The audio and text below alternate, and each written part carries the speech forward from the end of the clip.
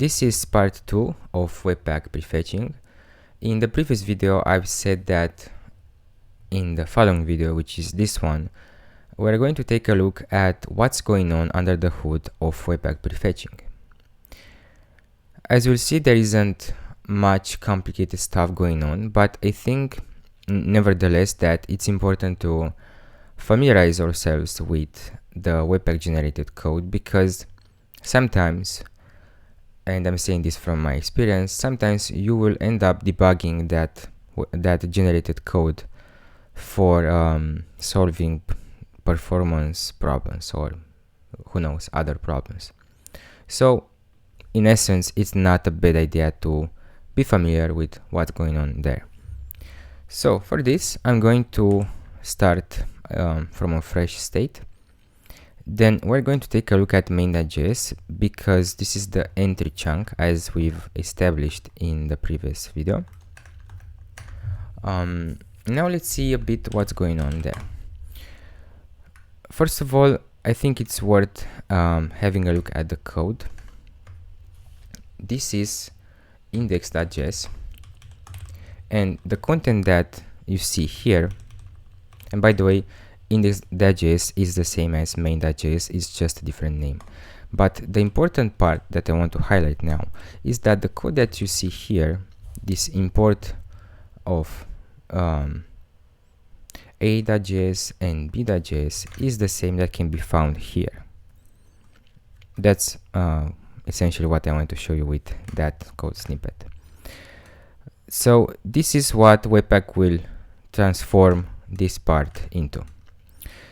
What you'll see first of all is that whenever we click on that button, as a result, Webpack will invoke this function, which we don't know yet what it does, and then it will apply Webpack require and so on. This maybe deserves a different topic, because in essence what happens with all of this code on this line here, essentially Webpack will create a script tag with the import, with the URL, with the source, I mean with the src attribute pointing to the path where this module a.js can be found at. Then Webpack will perform the request so essentially it will make an HTTP request via the script tag. Then Webpack will also have some handling logic, and then the module, the a.js file, will be executed. This is what happens in this line, but I don't think it's worth going now into details. I just wanted to give you some context, because in essence what is of interest for this video is just this part here, which also says startup prefetch. This is the logic that will ensure that modules or files are prefetched by the browser with the help of Webpack. There is also one interesting thing that it's worth highlighting, which is this chunk to children map. We see that 0 points to 1, 1 points to 2. In order to see what 0 is and what 1 is and what all of these chunk IDs mean, we can take a look a bit further in the file, and we shall see this method here that defines the mapping between chunk IDs and their chunk names. And as I've also shown you in the previous video, we'll end up with 4 additional chunks: A, A1, A2, and B. These are the chunks that we see here. So in essence, Webpack, under the hood, it creates a mapping between a chunk ID and a chunk name, and the chunk name is what we provide. The chunk ID is what is being used by Webpack under the hood. So we see that 0 is the ID for A, 1 is for A1, 2 for A2, and 3 for B. So this is what this chunk to children map does. I'm also going to paste that here just to make things a bit more easier. So what in essence this chunk to children map says is that the chunk A will preload chunk 1. Chunk 1 will, I think I said preload, I meant prefetch. So A will prefetch A1. A1 will prefetch A2. Okay, so this is what this map does. Next, there is defining the prefetching behavior. And then the part that we finally need to get at is this one, which is, as you see, an immediately invoked function expression. And if I now, for some reason the breakpoints don't work.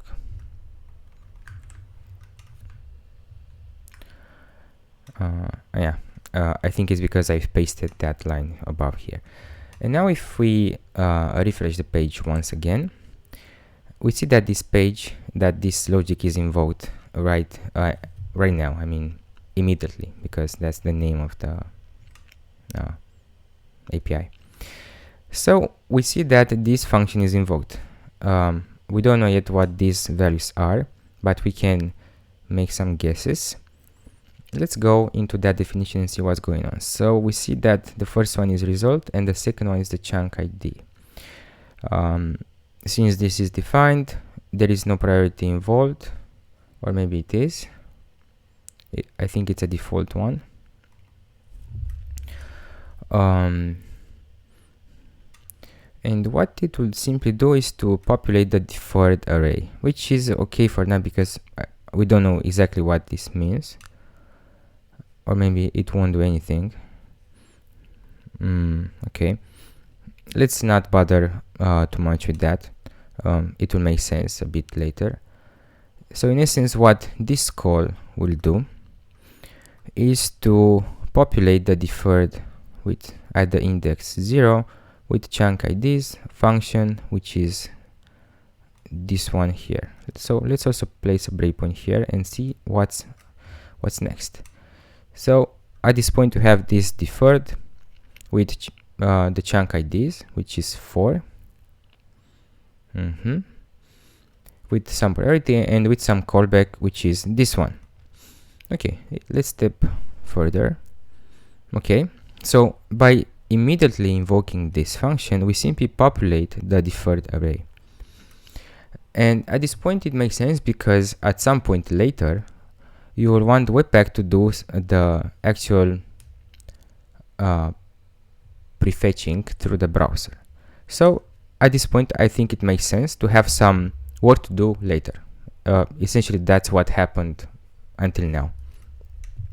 Okay, let's move further. Okay, so at the end of the main script, so the main script initially contained only this adding of event handlers, which is what we see here, but Webpack added this line here as well. And let's see what happens when we actually invoke this. We have the same function being called, which is capital O. Now if we step into, we see that only the result object is defined, so there is no more chunk IDs. Okay, now it seems that that work that has been scheduled before is time to be worked, or it's time to be done. And as a result, we are going to the deferred array, which I think it's clear for now. It makes sense.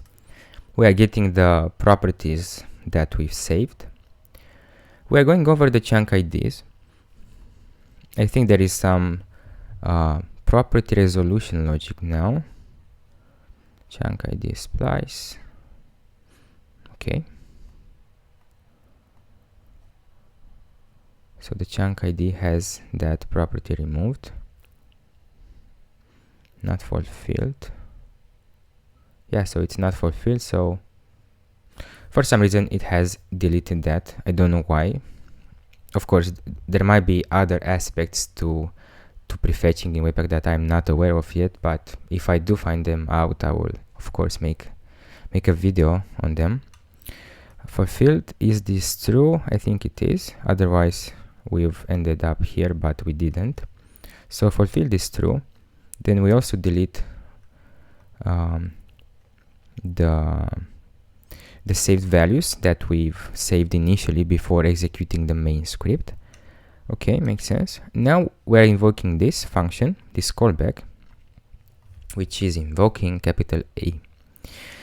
Okay, with the ID 0, chunk ID 0, and once again, the chunk with the chunk ID 0 is A. So it makes sense because considering our diagram, we've instructed Webpack to prefetch the a.js module because it is important, because it is imported from the main JS file with the Webpack prefetch magic comment. So it makes sense until now. Okay, let's go back.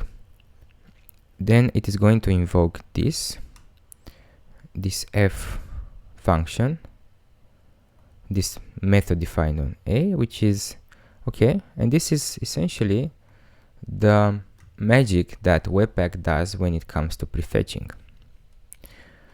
As you'll see, it will check if the installed chunks, or it will basically check if the chunk ID has already been preloaded. If it doesn't, which is the case for now, it will essentially create a script, a link tag with these attributes that these essentially are the browser APIs. So this is the point where Webpack will resort to browser APIs. And this is how Webpack will essentially prefetch certain modules. Okay, so at this point, as a new link tag has been added, let's also see that in the browser, in the elements tag. So we see that a link with rel prefetch has been added, and this is the path to that file, which is a.js, and this is expected because this is what we've declared here. Okay, so for now it's going great, I think, or I think it could have been worse, but I think it's going good. It's going well. It's going good. Okay, so at this point, I think we are done because the main logic has been performed. If we step over, we see that there is nothing else to be done. And yeah, at this point, basically the reason we're seeing this request here is because we have added this link tag, which is again here. And now just one last thing that I would like to do is to first of all check that a.js is not here. Let's import it for now. Okay, and what I want to show you at last is the fact that that module, that prefetched module, will be executed when we actually press this button, which will essentially reach that import function line, or that line that contains that import function. And in order to show you that, I'm going to go to this file. I'm going to press a breakpoint here, to place a breakpoint here, and now I'm going to start from the beginning. I'm going to skip over these breakpoints that we've been through, and now if I press on this, it will actually compile and execute the module. And this is what we're seeing, because in the end, this import function, this if I'm not wrong, and I think, and I'm pretty sure of that, this is essentially the synonym of import function. So when we actually reach the line that contains the import function, this module, the content of a.js in this situation will be served from the cache if that file is cacheable, and the browser, what it have to do next is to compile that module and to execute it. And because it has been executed, we'll see this breakpoint being hit here. And yeah, I think this is basically it about Webpack Prefetching. One last recap about what we've been doing until now in this video. Essentially, before executing the main script, the logic that we have defined in our entry point file, Webpack will schedule some work to be done later, and that work is essentially adding link tags that will prefetch certain files. So this work is scheduled in the beginning. Then the main content, the main logic that we have defined in the entry file is done, is executed. And then at the end, Webpack will create those link tags, and then it will handle the job to the browser to actually perform those requests when needed. And then when we actually want to require that file, we'll reach the import function, which will make the request by using a script tag with the source defined. But since we have already prefetched that file earlier, the browser cache mechanism will most likely and hopefully do its job, and instead of making a new request when we want to require that file, we'll get the content from the browser's cache. Then the browser will compile and execute the file and will essentially see the results much faster.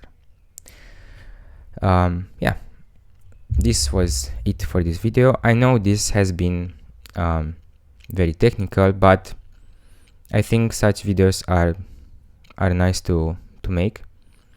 I'm also learning a lot by doing that, so I'll probably keep on doing them.